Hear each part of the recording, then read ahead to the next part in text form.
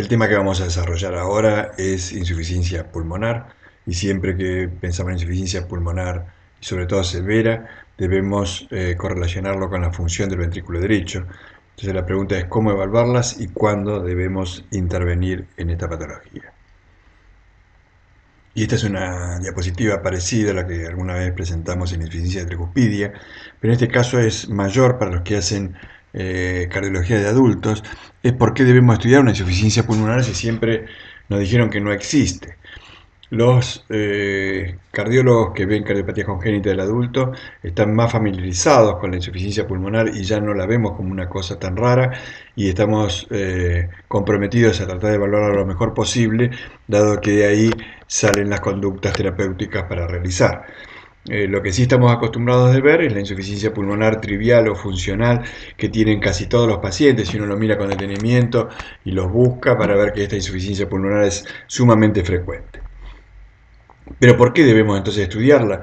Este es un viejo trabajo de Bousas, que realmente están en todos los trabajos de insuficiencia pulmonar y que muestran, porque es uno de los pocos trabajos que hubo de evolución natural de las insuficiencias pulmonares moderadas severas versus pacientes normales. Y fíjense que entre 60 y 65 años la morbimortalidad de esta patología es alarmante con respecto a la población general. Es decir, que realmente tenemos que pensar que esto no es una patología tan benigna como nos hicieron pensar en su primer momento. Vamos a clasificar la insuficiencia pulmonar y hay dos tipos grandes. La mayor cantidad de los pacientes son funcionales, el secundario de hipertensión pulmonar más frecuentemente, o dilatación idiopática de la arteria pulmonar, o por dilatación secundaria a cortocircuitos de izquierda a derecha, por ejemplo, una comunicación intraauricular. Adquirida, cada vez va tomando mayor cantidad de pacientes que estamos incluyendo en este grupo y en este momento pasa a ser un 20-25% de los pacientes que tienen insuficiencia pulmonar.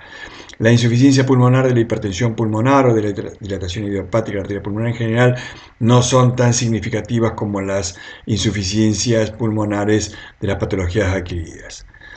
¿Cuáles son las patologías que debemos estudiar? Los pacientes que se les ha realizado una valvuloplastia pulmonar, ustedes vieron que había un porcentaje de pacientes que si fueron operados, este porcentaje es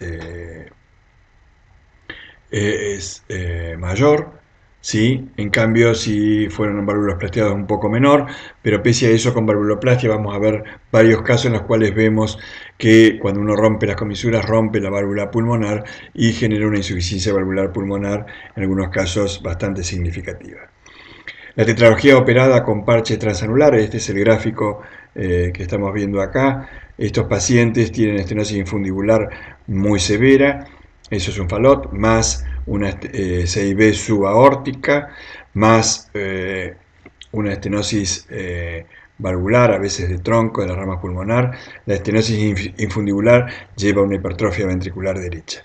Cuando el anillo pulmonar es muy chico, ¿sí?, y el tronco de la arteria pulmonar no se ha desarrollado como uno esperaría en toda estenosis valvular, ¿sí?, en estos pacientes suelen tener troncos de arteria pulmonar de tamaño pequeño, y entonces lo que hace el cirujano pone un parche transalular desde el infundíbulo pulmonar, válvula pulmonar, la abre y amplía la válvula pulmonar, le genera con pericardio a veces una pequeña prótesis, alguna válvula en posición pulmonar, y también pone un parche en el tronco y a veces hasta las ramas de la arteria pulmonar.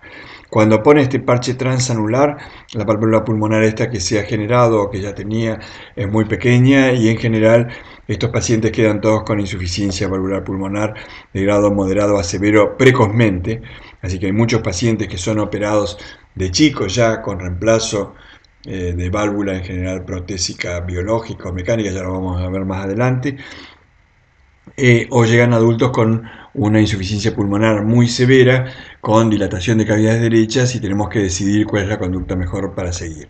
También podemos ver insuficiencias pulmonares en el síndrome carcinoide, en la endocarditis bacteriana, en la genesia de la válvula pulmonar, en el prolapso valvar, por disfunción de homoinjerto tras operación de Ross, ¿sí? En general, en la operación de Ross Lo mismo que la reconstrucción con homoinjertos para la corrección total de varias patologías, como puede ser la atresia pulmonar, una forma compleja de tetralogía de Fallot con atresia pulmonar o estenosis pulmonar muy crítica, tronco arterioso común, transposición de grandes vasos con estenosis pulmonar, que es la operación de Rastelli, que se comunica el ventrículo derecho con la arteria pulmonar a través de un tubo valvulado con un homoinjerto.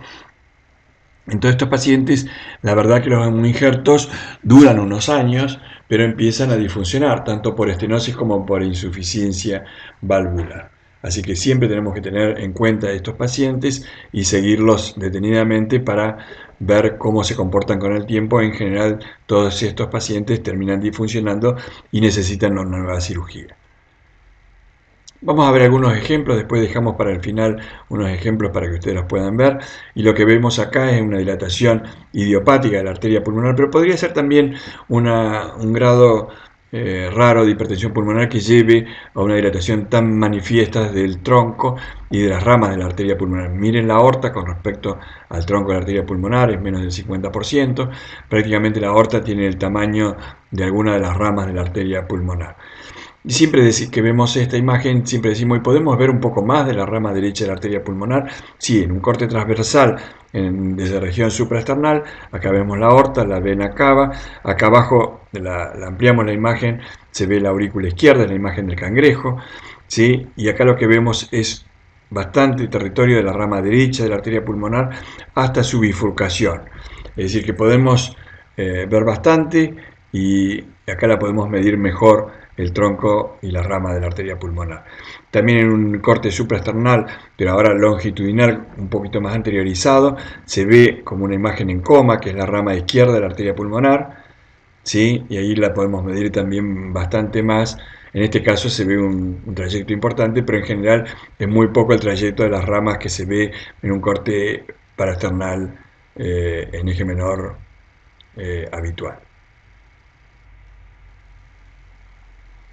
Adquiridas, esta es una agenesia de la válvula pulmonar, realmente es adquirida, es congénita, ¿no? Porque los pacientes nacen sin válvula pulmonar, es decir, adquirida quienes lo pusimos en este grupo porque realmente no tiene válvula pulmonar.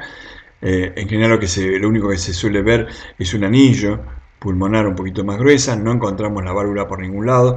Estos pacientes tienen insuficiencia pulmonar bastante libre, ¿sí? Cuando son chicos, este es un paciente de 10 años, tenía una estenosis, el anillo chico le generaba una estenosis pulmonar moderada y una insuficiencia pulmonar moderada severa, que no estaba todavía repercutiendo mucho, pero fíjense que ya tiene hipertrofia ventricular porque este anillo pulmonar era pequeño y le generaba estenosis pulmonar. En los chicos más chicos, por ejemplo, en la agenesia de la válvula pulmonar en la tetralogía de Fallot, hay compromiso de tan grande que son las ramas de la arteria pulmonar por la insuficiencia pulmonar que tienen, generan compromiso de compresión del árbol bronquial y entonces generan patología respiratoria agregada a su patología cardíaca propia. Este es un síndrome carcinoide en donde se ve la insuficiencia pulmonar y la estenosis pulmonar también tiene PISA, que se ve bien con un flujo anterógrado. En el síndrome carcinoide la insuficiencia pulmonar es poco frecuente, el síndrome carcinoide es poco frecuente y se asocia a metástasis hepáticas. 90% de los pacientes tienen insuficiencia tricúpida moderada o severa y en cambio un porcentaje alto pero menor presentan insuficiencia pulmonar o estenosis pulmonar. Y esto se ve en un 81% insuficiencia y en un 53% estenosis valvular. Este paciente con este síndrome carcinoide, esta es la imagen que tenía de su válvula tricúspide que estaba fija. La válvula pulmonar se ve también como una válvula que no se mueve, ¿sí? Con un anillo pequeño, y por la insuficiencia de un tracto de salida del ventrículo derecho más grande. El prolapso de la válvula pulmonar es una patología rara, se ve a veces en los síndromes de Marfan, y en este caso era un síndrome de Ehlers-Danlos, donde se veía la imagen en gaviota. Este es un corte desde región paraesternal anteriorizada, y este es un corte desde 5 cámaras apicales anteriorizados, donde se ve el infundíbulo pulmonar en cualquiera de los dos cortes y se ve la válvula pulmonar como una válvula en gaviota del prolapso bivalvar que tenía este paciente con una insuficiencia pulmonar por lo menos de grado moderada.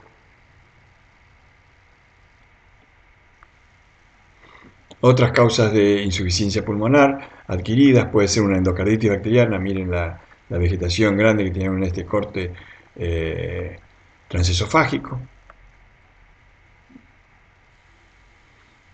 Este es un paciente sumamente interesante en el cual se ve la aurícula izquierda que está siempre en contacto con el esófago de la aurícula izquierda. Hay que mirar un situs. En general la aurícula izquierda se conecta con el ventrículo izquierdo, pero fíjense, si ven bien el septum auriculoventricular para dónde está en contacto, decimos que está en contacto con este ventrículo, por lo tanto este es el ventrículo izquierdo, y la aurícula izquierda se está conectando con el ventrículo derecho.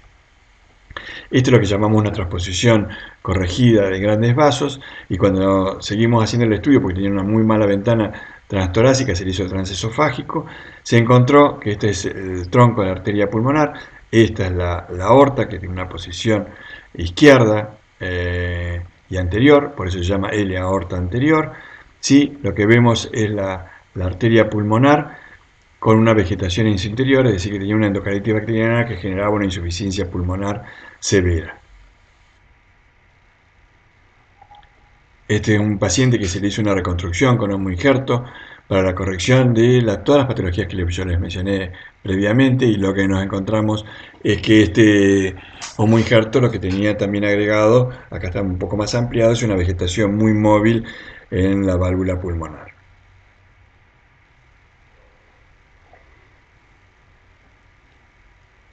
Este es un paciente que fue sometido a una valvuloplastia pulmonar, y fíjense que al abrir las comisuras lo que quedó es un paciente que, si bien la válvula abre mejor, no tiene coaptación valvar, ¿sí? Y genera una insuficiencia pulmonar, en este caso moderada o más. Este es otro paciente que tenía una estenosis valvular pulmonar, se le hizo con dilatación franca de postestenótica de la arteria pulmonar, se ve todavía un poco de hipertrofia ventricular, se le hizo una valvuloplastia, quedó con una imagen todavía endómin, ¿sí? Y quedó con una estenosis residual, fíjense, con un jet acá y otro jet acá, un jet doble, y una insuficiencia pulmonar de grado moderado. Acá se puede ver bien el ancho del jet con respecto a todo el ancho del tracto de salida del ventrículo derecho, y al correlacionarlo vemos que ocupa un 40 o un 50%, es decir, que tiene una insuficiencia pulmonar por lo menos de grado moderado.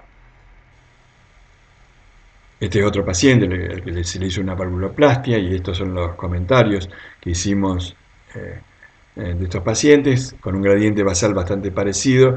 Las pacientes que fueron llevadas a cirugía tienen un gradiente menor que los pacientes que hicieron valvuloplastia, pero quedan con una insuficiencia pulmonar mayor después de la cirugía que con la valvuloplastia. En este caso es una valvuloplastia, y fíjense el movimiento anárquico que tiene esta válvula pulmonar, todavía se ve algo de la dilatación postestenótica que tenía este paciente, ¿sí? Y este movimiento anárquico va a generar una insuficiencia pulmonar significativa. Cuando los pacientes son operados con tetralogía de Fallot con parte transanular, lo que se ve normalmente es una válvula pulmonar, fíjense, que no tiene movimiento, es muy escaso el movimiento, se ve un poquitito de esta valva acá y un poquitito de esta valva, con una insuficiencia pulmonar libre. Fíjense la insuficiencia pulmonar, el flujo que va y viene es absolutamente libre, sin aumento de velocidades ni nada, porque se está generando casi una cámara única.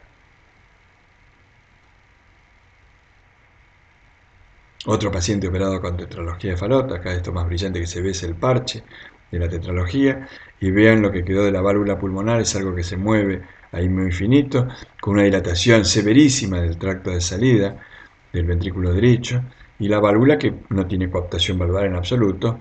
La insuficiencia pulmonar en estos casos es severa. Bueno, ¿cuáles son los objetivos que tenemos al evaluar ecocardiográficamente la insuficiencia pulmonar?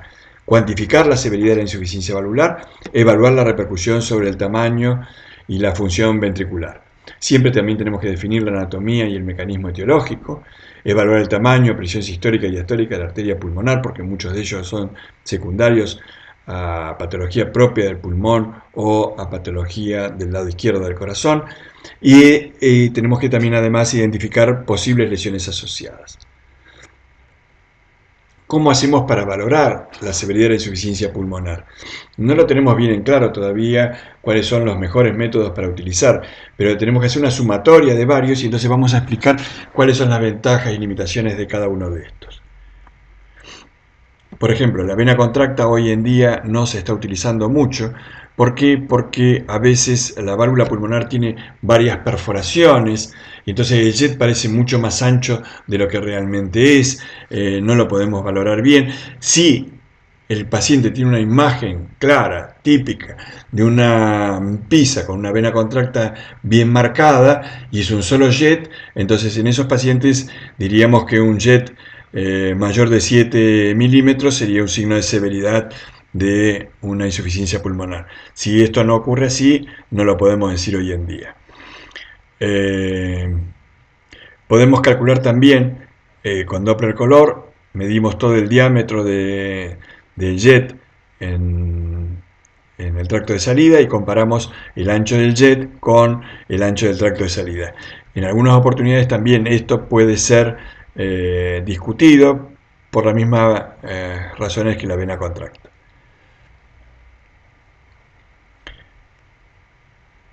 Una de las cosas más importantes a tener en cuenta es el flujo reverso, como se ve acá. En general es holodiastólico en las ramas de la arteria pulmonar o en el tronco de la arteria pulmonar, pero más importante en las ramas de la arteria pulmonar. Esto es fácil de hacer, es rápido y reproducible y se encuentra como un signo de severidad en la mayoría de los pacientes. La otra cosa que podemos valorar en una insuficiencia pulmonar severa, fíjense una leve, ¿sí?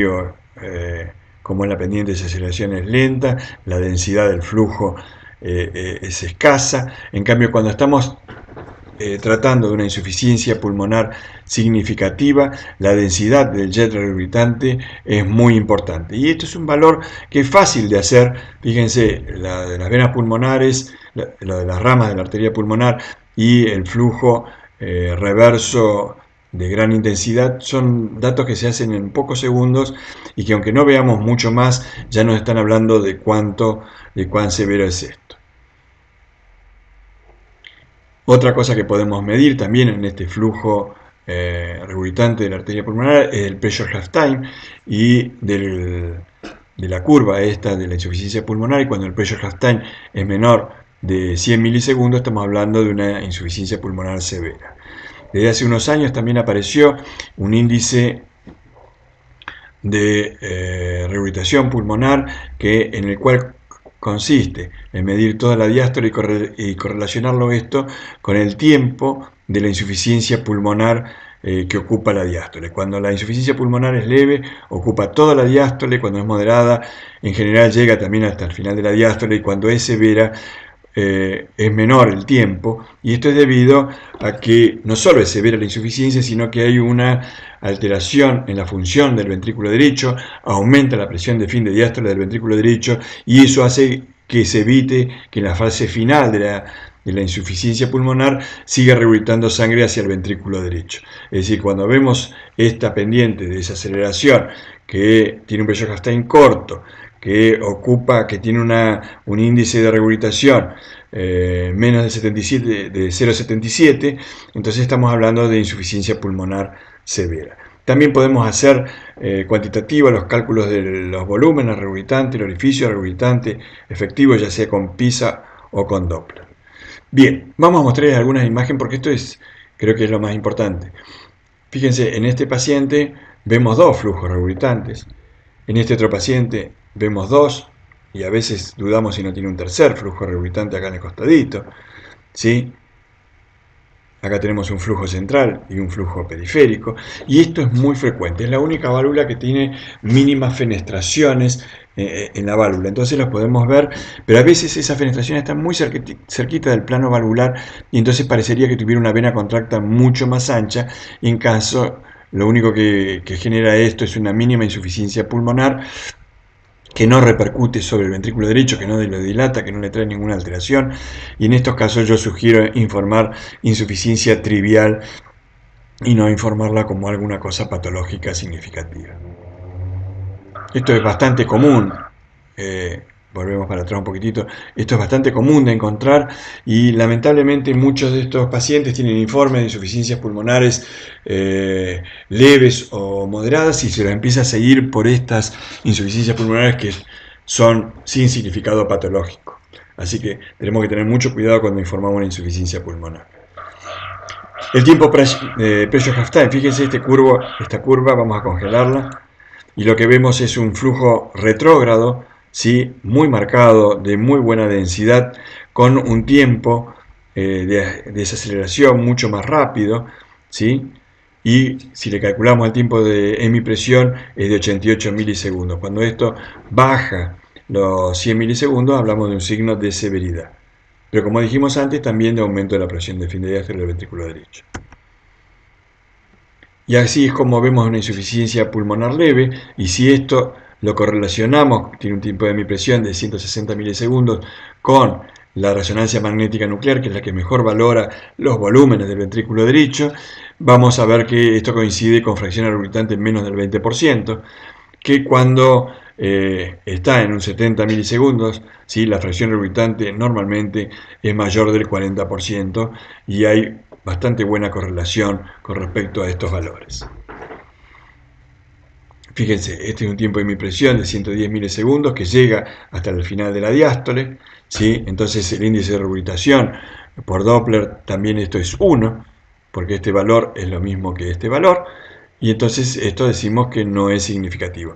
En cambio, un tiempo de hemipresión de 80 milisegundos implica que el índice de regurgitación va a estar acortado porque el tiempo diastólico total es mayor que el tiempo diastólico de la insuficiencia pulmonar y entonces el índice de regurgitación va a ser más corto.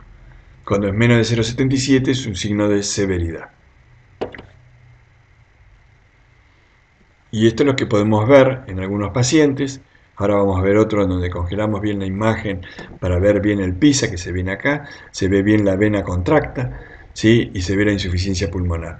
Fíjense, le pasamos el Doppler continuo y vemos que la densidad del flujo es una densidad muy importante, que el tiempo de hemipresión está muy acortado, que el índice de regurgitación pulmonar también está acortado porque el tiempo de la diástole de la insuficiencia pulmonar es mucho más corto que el tiempo total de la diástole, y cuando vamos a ver a nivel de las ramas pulmonares vemos un flujo holodiastólico reverso, y esto, fíjense, acá se ve bien el flujo de la rama derecha de la arteria pulmonar, como vuelve encolorado para el tronco de la arteria pulmonar. Eso es un signo de severidad. Entonces siempre juntamos todos los signos y entre todos hacemos el diagnóstico de la insuficiencia pulmonar. Este flujo retrógrado, si lo queremos ver mejor, bueno, no nos responde acá la imagen, qué lástima. Es lo mismo que esta es la rama izquierda de la arteria pulmonar y se ve el flujo retrógrado, y acá se veía un flujo anterógrado y un flujo retrógrado en un corte supraesternal, ¿sí? Un eje corto, qué lástima que no se vea, después creo que hay otra imagen parecida. Esta es una imagen para que la pudimos congelar y se ve bien el PISA. ¿Sí? El PISA cuando tiene más de 9 milímetros es severo, la vena contracta cuando tiene más de 7 milímetros sería severa, en este caso tiene 6,5 y 8,7, es decir que sería moderado a severa la insuficiencia pulmonar. Como lo ven acá, el flujo de regurgitación ocupaba bastante, como un 40% del tracto de salida del ventrículo derecho, y entonces todo está haciéndonos pensar en una insuficiencia pulmonar moderada severa. Otra de las cosas que podemos hacer para tratar de cuantificar, o un estudio cuantitativo más que cuantificar, es el diámetro de la rama derecha de la arteria pulmonar. La vemos el diámetro sistólico, ¿sí? y la comparamos con el diámetro diastólico. ¿Sí? Cuando el diámetro sistólico es mayor que el diámetro diastólico porque hay una regurgitación, entonces se achica el tamaño de la arteria pulmonar. Esto es algo parecido a lo que hacen en resonancia magnética nuclear, y entonces decimos que cuando el índice es menor de 1.18, el índice de regurgitación pulmonar es leve, y en cambio cuando el índice es más de 1.28, hay una coincidencia bastante importante con la resonancia magnética, y el índice de regurgitación es mayor del 40% de la resonancia cuando el índice de regurgitación pulmonar por ECO modo M es mayor de 1.28.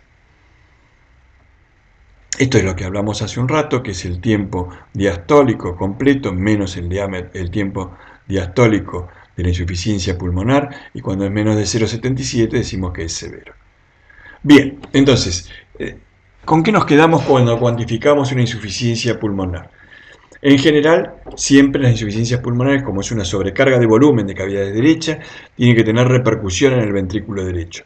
No existe insuficiencia pulmonar moderada severa sin dilatación del ventrículo derecho. Y siempre que hay una sobrecarga de volumen, tenemos que buscar el movimiento paradojal del septum, que es un signo sensible pero poco específico. Entonces buscamos la dilatación en el movimiento paradojal del septum y valoramos también la función ventricular. La vena contracta. Antes lo teníamos como un valor, y las últimas guías nos están diciendo que esto no es tan así, que no lo debemos tomar tanto porque hay muchos errores. Cuando yo veo una vena contracta muy clara, muy bien definida, y entonces lo tomo como un parámetro. En cambio, cuando no me queda claro, porque van a ver que hay muchas venas contractas en pacientes que tienen insuficiencias pulmonares triviales o leves, que parecen muy anchas. Si nos guiáramos por eso nada más, diríamos que es una insuficiencia pulmonar severa. Y esto tiene que estar acompañado con esto, con dilatación de las cavidades, movimiento paradojal y otros signos de severidad.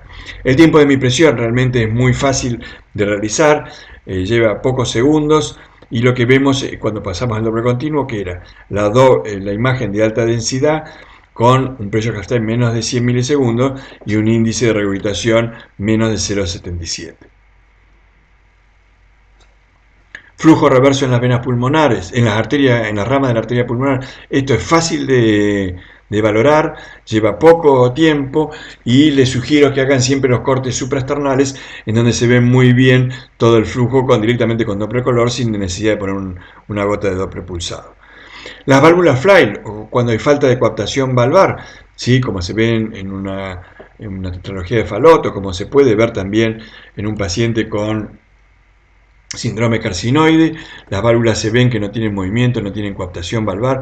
Acá se ven una valva y otra valva sin movimiento, y esto, cuando vemos esto, no necesitamos poner el Doppler color, sino que ya estamos pensando que esto es severo. Estas ya son las guías del 2013 de la Asociación Europea de Ecocardiografía, y hablan de un volumen regurgitante mayor de 60 mililitros, una fracción regurgitante mayor del 40%, con un orificio regurgitante efectivo mayor de 0,35 centímetros cuadrados, pero todos estos valores no estaban tan homologados.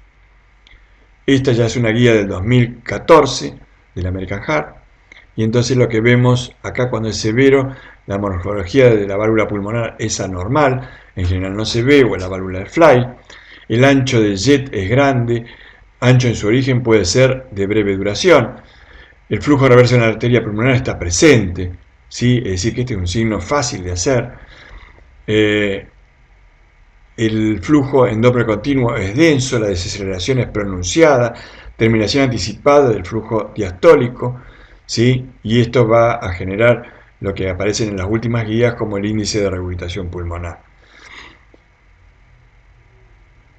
El ancho entonces de la vena contracta, ven que no está definido ya en la guía del 2014. El tiempo de mi presión sí, menos de 100 milisegundos.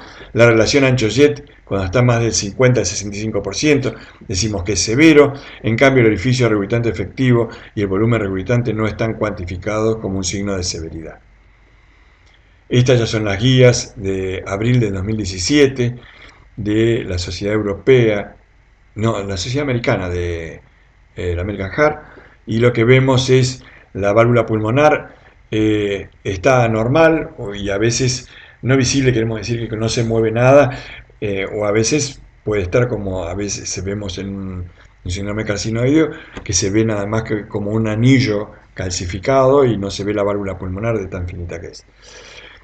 Eh, Hablábamos del radio, de la insuficiencia pulmonar comparado con el anillo pulmonar, si es más de 0,7, es decir, acá lo subieron un poco, antes hablábamos de 0,5 a 0,6,5. La densidad del flujo, fíjense que es densa y con una terminación precoz, el tiempo de desaceleración es corto, el tiempo de mi presión está en menos de 100 milisegundos, el índice de rehabilitación pulmonar es menos de 0,77, el flujo reverso en las ramas del tronco, de las ramas de la arteria pulmonar es prominente, ¿sí? Y esto se correlaciona bien con la resonancia magnética y un índice de rehabilitación pulmonar menos del 20, más del 20 o más del 40%. En este caso todo lo que estamos hablando es más del 40%.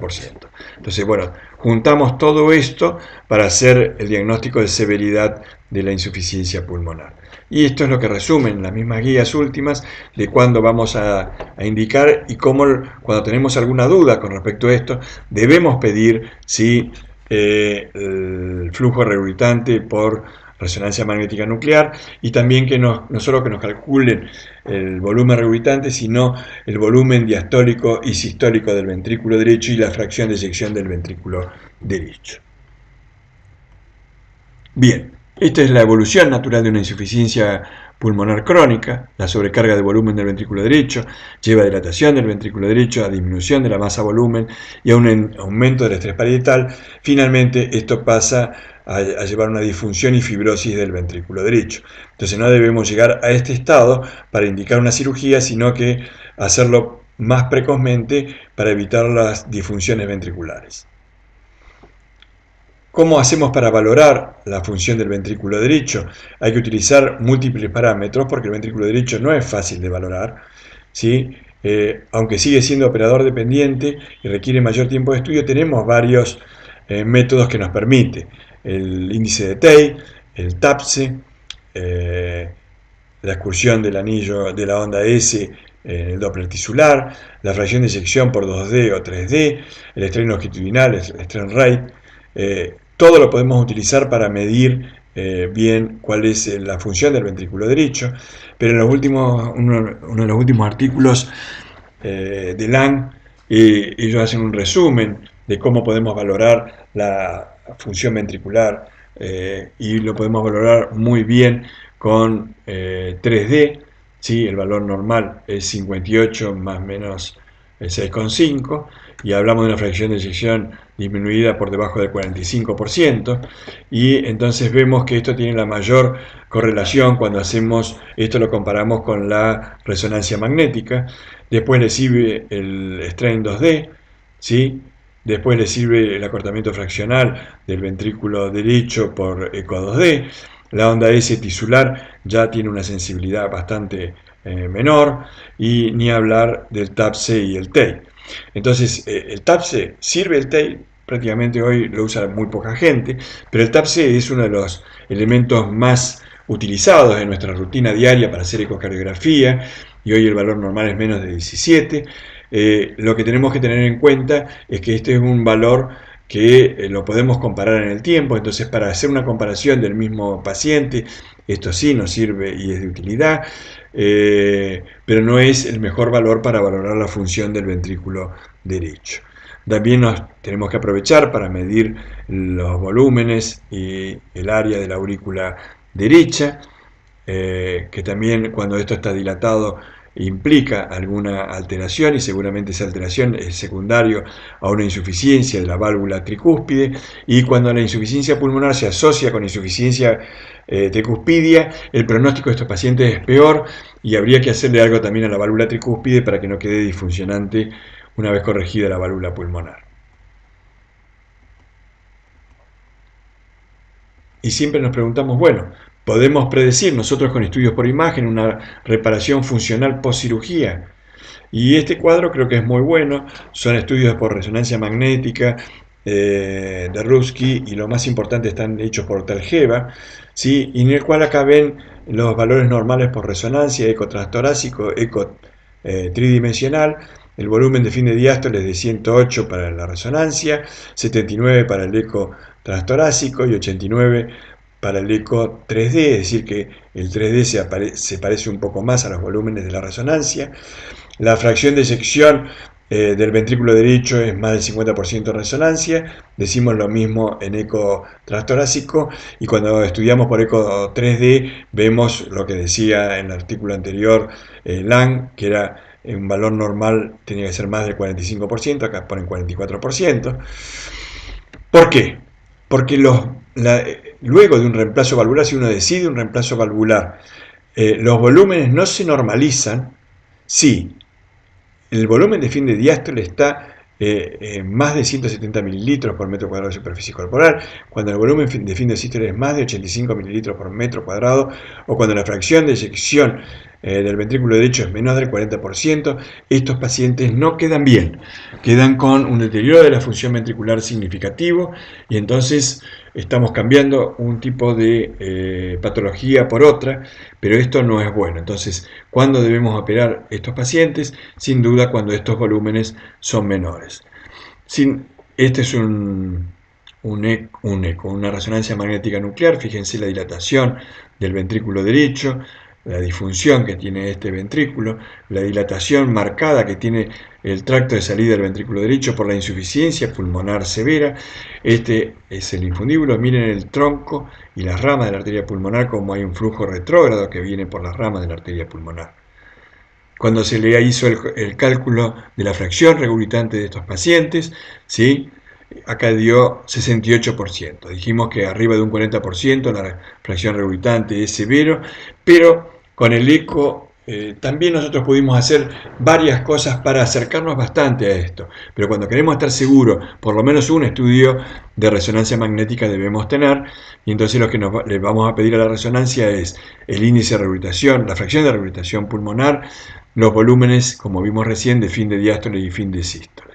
Este es otro paciente, una tetralogía de Fallot operada, ¿sí? Y acá ven también que quedó con una dilatación marcada del tracto de salida del ventrículo derecho. Y esto es importante, esta dilatación, porque bueno, cuando uno va a operar estos pacientes, no puede poner una prótesis tan fácilmente acá, porque si la quisiéramos poner, por ejemplo, una prótesis con cateterismo, no tendríamos dónde engancharla porque el tracto de salida está severamente dilatado. Y acá también, después se le hace el cálculo de la fracción regurgitante y nos dio más que el anterior, un 72%. Bien, ¿qué debemos hacer nosotros entonces en estos pacientes? Nos planteamos, bueno, que estos pacientes, si dejamos que se deteriore la función ventricular, estos pacientes van a andar mal. Entonces no debemos llegar a ese momento, y entonces hay que hacer, hoy en día se están haciendo las cirugías cuando los volúmenes están en 130, 140 de fin de diástole, y 70, 80 como mucho de fin de sístole. En resonancia magnética ya se está indicando la cirugía para evitar el deterioro. ¿Y qué podemos hacer? Y podemos colocarle una válvula biológica, una válvula mecánica. ¿Cuáles son las ventajas de la válvula biológica? Que teóricamente no tienen que estar anticoagulados los pacientes, ¿sí? La válvula biológica puede ser con stainless o sin stainless.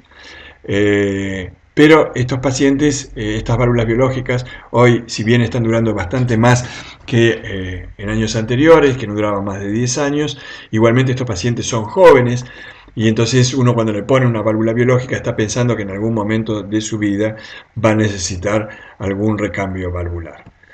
La válvula mecánica tiene la ventaja, ¿sí?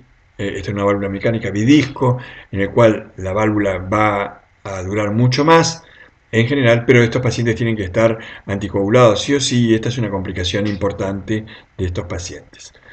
Los homoinjertos criopreservados, se están poniendo muchos homoinjertos criopreservados en el Hospital Garrahan, hay un centro que los generan los homoinjertos, y andan mejor también que en épocas anteriores, pero también cuando uno coloca un homoinjerto, uno piensa que eso va a tener una vida útil no muy prolongada, de 10 a 20 años, y después va a quedar disfuncionante, sea el homoinjerto que va a estar estenótico porque está muy calcificado, o disfuncionante porque la válvula quedó insuficiente en forma muy importante. Los conductos valvulados, lo mismo que el homoinjerto, porque no deja de ser un conducto, en el cual en el medio tiene un homoinjerto, ¿sí? Y las válvulas percutáneas es lo que se viene hoy en día para algunos pacientes. ¿Y cuáles son esas válvulas percutáneas?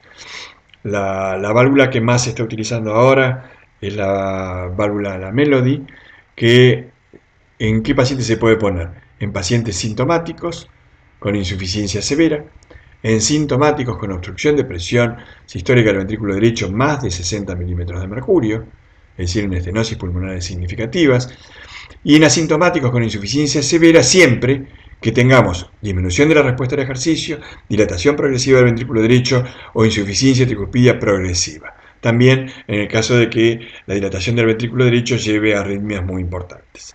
Asintomáticos también, la obstrucción con una presión sistólica en un gradiente de más de 80 milímetros de mercurio, también podría estar indicado la colocación de una válvula percutánea tipo Venus, tipo Melody, digo. Y estas son las indicaciones del implante percutáneo en una válvula pulmonar Melody, que se producen en pacientes mayores de 5 años y más de 20 kilos, y que está indicado hoy en día todavía para aquellos pacientes que tienen tubos valvulados, que no son menores de 16 milímetros de diámetro y no son mayores de 22 milímetros, es decir, lo reservamos para tubos valvulados entre 16 y 22 milímetros, ¿sí? Que tengan más de 20 kilos de peso, que tengan más de 5 años de edad y que tengan una insuficiencia pulmonar severa progresiva, un ventrículo dilatado y función ventricular que empieza a estar deprimida.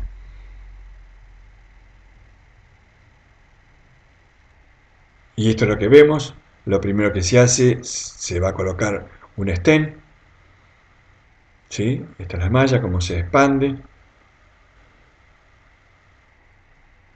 Después colocamos otro catéter con la prótesis, ¿sí? Se expande este catéter con la prótesis, queda bien ajustado al tubo valvulado en este caso, porque son la única autorización que tiene por la FDA.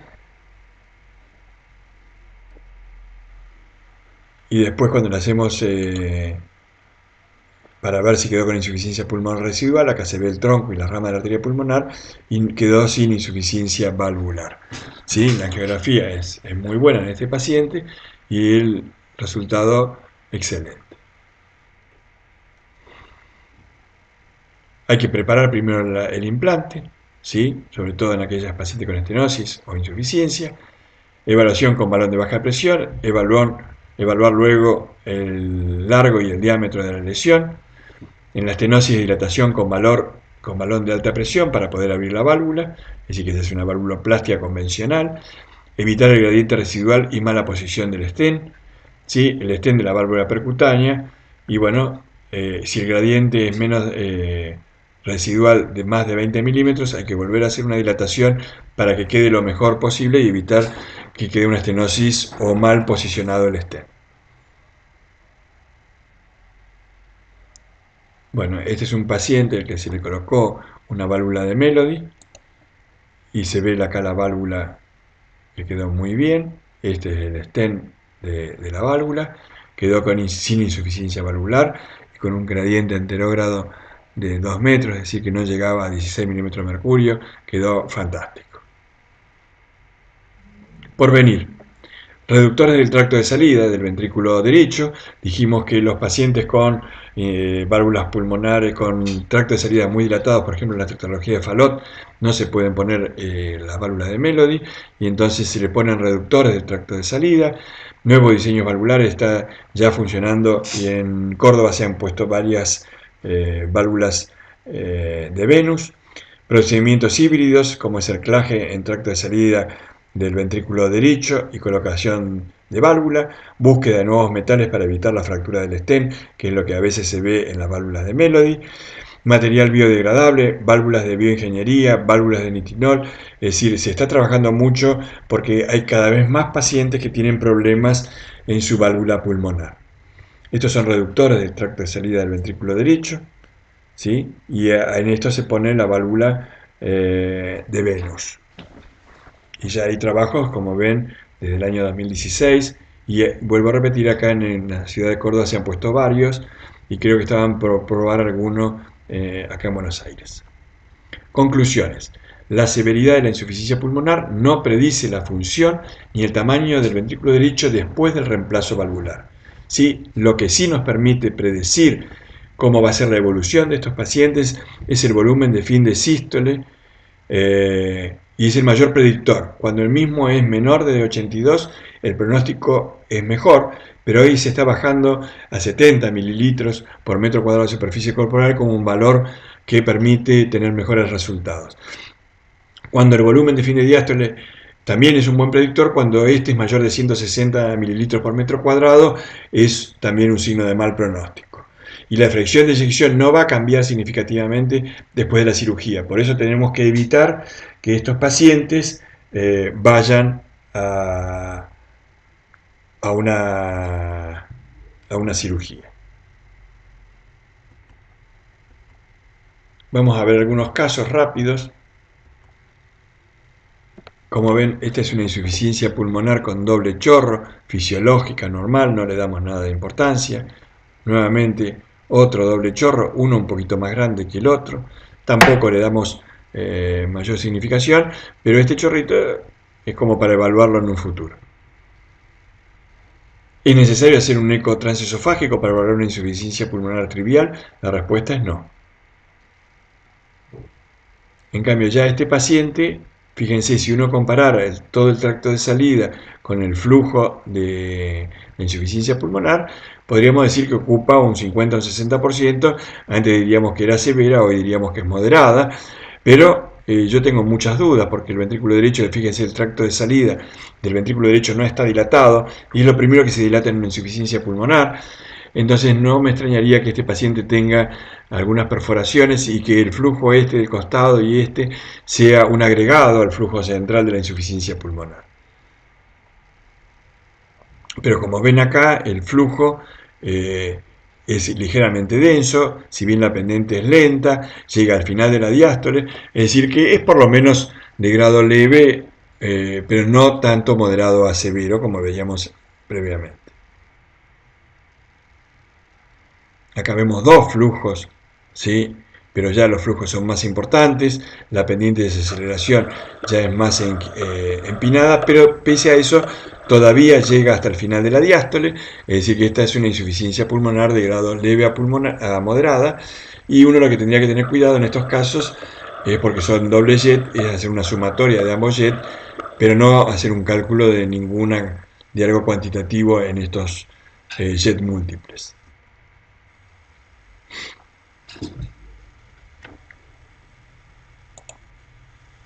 Este ya es un jet más ancho, acá se puede medir mejor la vena contracta, tiene un pequeño pisa, ¿sí? Esta es una vena contracta de medida 5,5, y entonces ya acá se nos ocurre, y hay una dilatación más marcada del tracto de salida del ventrículo derecho, ¿sí? Que esta insuficiencia pulmonar es un poco más importante que en las anteriores. Este es un eje mayor donde se ve el ventrículo izquierdo, el ventrículo derecho está dilatado, acá se ve un parche, ¿sí? Que cerró una comunicación interventricular subaórtica. Este es el plano de la válvula aórtica. Vean que quedó con un movimiento paradojal del septum, se ve muy bien siempre en bidimensional, y en el modo M se ve más marcadamente. Fíjense la dilatación de las cavidades derechas, que son muy marcadas, ¿sí? Con un movimiento anormal del septum, tipo paradojal, una excursión todavía conservada del anillo tricuspidio. Y cuando empezamos a ver la válvula pulmonar, ¿qué nos encontramos? Que esta válvula pulmonar está completamente rota, no se abre ni se cierra nada. Este es el parche de la 6B, esto brillante que se ve acá, se ve ahí. Y la insuficiencia pulmonar llena todo el tracto de salida del ventrículo derecho. La pendiente de desaceleración es mucho más rápida, no llega hasta el final de la diástole, es decir que también ya hay algún compromiso. Fíjense la dilatación que tiene este infundíbulo pulmonar, es decir que ya está aumentando la presión de fin de diástole del ventrículo derecho, por eso el pressure time va a ser corto. La imagen de la densidad de la curva del flujo resultante también es muy importante. Otro paciente con válvula pulmonar prácticamente inexistente, ¿sí? Y con una insuficiencia pulmonar que ocupa el 60 o 70% del ancho, con una pendiente desaceleración rápida que no llega al final de la diástole. ¿Sí? Acá podemos calcular bien el índice de rehabilitación, calculamos toda la diástole menos el total de la rehabilitación pulmonar, sacamos el índice, medimos el pressure half time, medimos la densidad de la curva y todo eso nos hace pensar en la severidad de la insuficiencia pulmonar.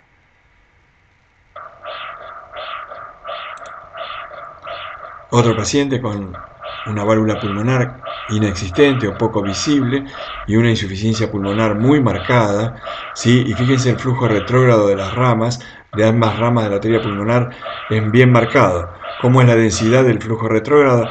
Muy denso, con un pressure half time muy corto, un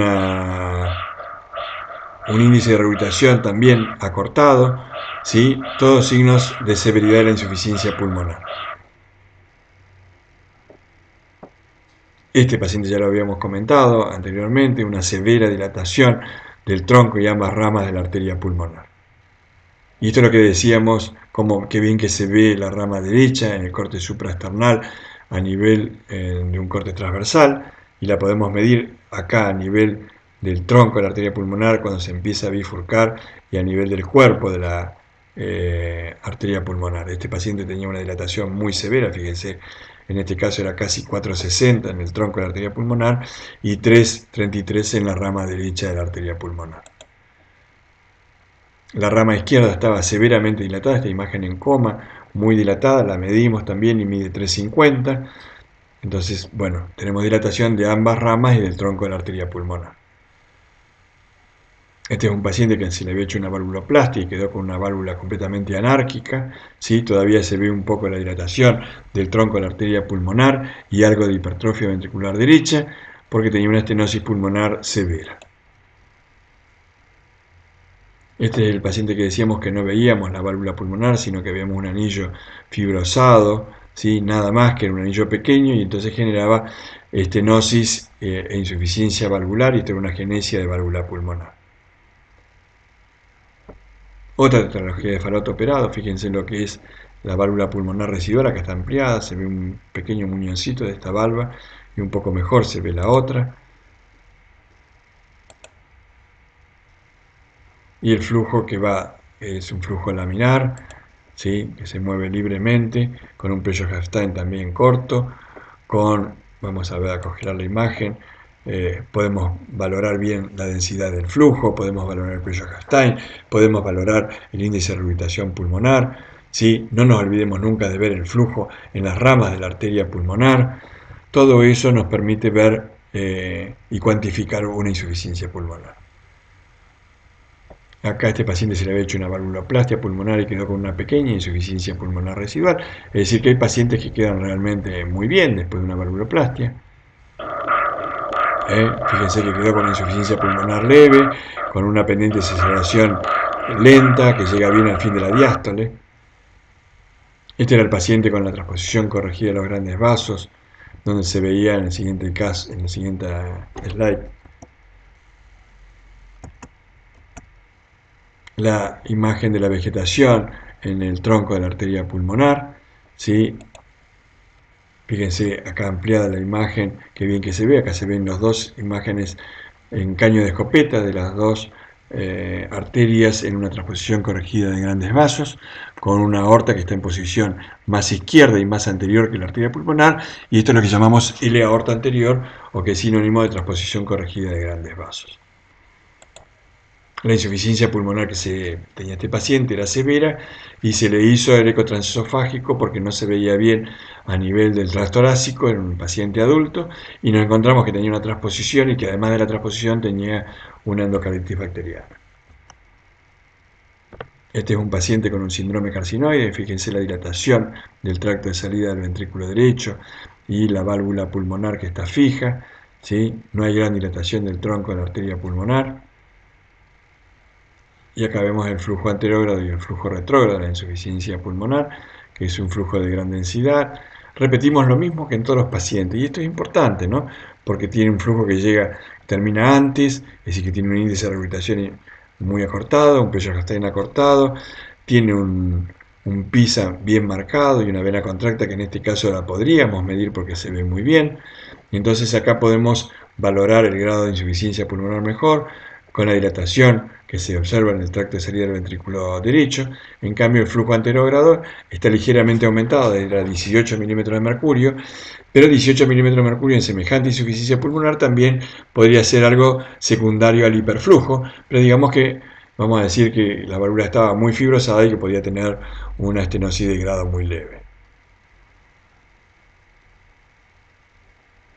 Acá lo que vemos es un tamaño de un ventrículo derecho normal, todo el ventrículo izquierdo también es normal, y cuando se le hace el eco se observa una insuficiencia pulmonar que no es muy céntrica, que está más periférica, y a esta paciente se le diagnosticó una insuficiencia pulmonar moderada, y bueno, esto generó mucha ansiedad en la familia, y a continuación de esto a la hermana se le hace también otro ecodoppler, y acá se ve una insuficiencia también muy chiquitita que va hacia un costado, no sé, por momentos parece empezar en el medio, por momentos parece empezar al costado, es decir que podría ser alguna pequeña perforación. Acá se veía otro flujito acá y otro ahí, y se juntan y claro, parece una vena contracta muy grande, y los dos los terminamos informando como insuficiencias pulmonares normales.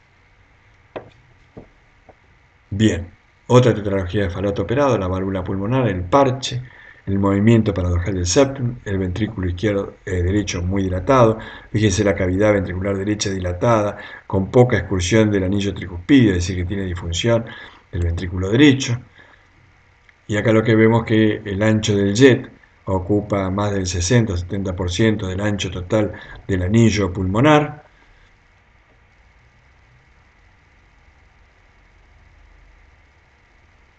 Acá también se ve un pequeño flujo anterógrado.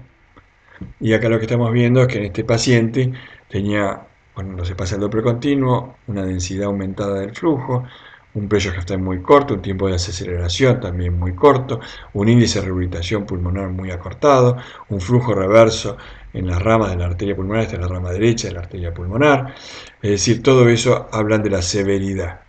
Paciente, que algo creo que habíamos visto ya también, una estenosis pulmonar que fue valvuloplastiado, fíjense la dilatación severa postestenótica de la arteria pulmonar, ¿sí? Y una vez que le hicieron el procedimiento quedó con una estenosis residual no muy significativa, pero con un doble chorro, ¿sí? A ambos laterales, y con un flujo de insuficiencia pulmonar que ocupaba el 40 o 50% de todo el ancho del anillo pulmonar. En este paciente, fíjense que el flujo de insuficiencia pulmonar era bastante denso, pero llegaba hasta el final de la diástole, y eso hace que la insuficiencia pulmonar seguramente no es severa, tiene una buena función del ventrículo derecho, y entonces, bueno, esto es no buen pronóstico porque quedó esto a posterior de una valvuloplastia, pero bueno, es lo que a veces ocurre. Otro síndrome carcinoide, dilatación del tracto de salida, la válvula pulmonar engrosada, prácticamente sin movimiento.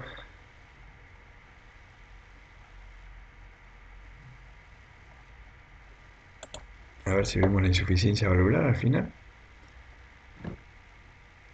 Ahí viene, la insuficiencia pulmonar es severa, con un flujo anterógrado también de estenosis pulmonar, que puede ser relativa a la fibrosis, pero la insuficiencia pulmonar era muy significativa. Este es un corte transesofágico, acá se ve la válvula pulmonar, y lo que se ve, esto chiquitito que se ve ahí, era una pequeña vegetación que tenía la válvula pulmonar, no la podíamos ver en corte transtorácico, el paciente estaba con un síndrome febril, y lo que tenía, fíjense que era un doble jet de insuficiencia pulmonar acá y otro a nivel, como si fuera una pequeña perforación a nivel de donde estaba la vegetación.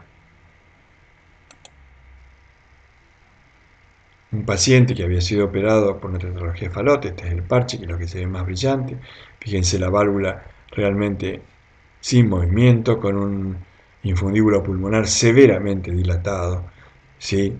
Uno debe medir en este sector, y este medía 4 centímetros, así que está severamente dilatado. La misma imagen ampliada, poco movimiento de la válvula. Acá se ve un flujo retrógrado importante, ¿sí? No nos esperamos otra cosa con esta válvula, y cuando hacemos un corte supraesternal para ver el flujo en la rama izquierda, fíjense el flujo turbulento de anterógrado y rojo de reflujo diastólico, es decir, que este paciente tenía una insuficiencia pulmonar severa. Otro síndrome carcinoide con una válvula bien engrosada, poco móvil, un flujo anterógrado, y en este caso fíjense que tiene menos dilatación del tracto de salida, la insuficiencia pulmonar era menos significativa pero importante igual. Otro paciente con una endocarditis bacteriana en un corte transesofágico.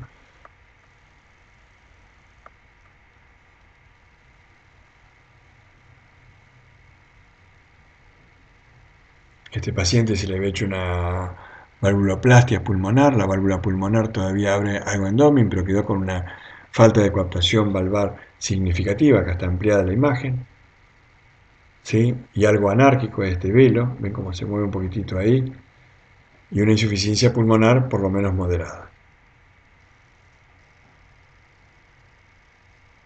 Este es uno de los dos pacientes que teníamos con endocarditis bacteriana, con una vegetación móvil realmente muy preocupante, ¿sí? En el homo injerto, este es el stent, ¿sí? Y tenía una endocarditis bacteriana, y la pregunta acá es qué debemos hacer con estos pacientes, ¿no? La última imagen que vamos a ver, ya la habíamos visto, es la imagen de un 5 cámaras anteriorizado para ver la válvula pulmonar, todo el infundíbulo pulmonar. Este era un síndrome de Ehlers-Danlos con una imagen en gaviota de la válvula pulmonar con un prolapso bivalvar. Y lo que vemos acá es un tracto de salida ya bastante más dilatado, ¿sí? Con una insuficiencia pulmonar que ocupa bastante el tracto de salida del ventrículo derecho. Pero por el ancho del jet yo no me atrevería a decir, porque puede tener insuficiencia valvular por ambos costados por el prolapso y ser un poco menor, pero por lo menos lo cuantificamos porque teníamos todos los otros signos de insuficiencia pulmonar moderada, ya que tenía un pressure Stein que estaba en 110 milisegundos, llegaba hasta la final de la diástole, era muy densa la imagen, es decir, tenía muchas cosas de moderada a severa, pero que sin cumplir todos los requisitos de severo. Bueno, vamos a parar acá con insuficiencia pulmonar.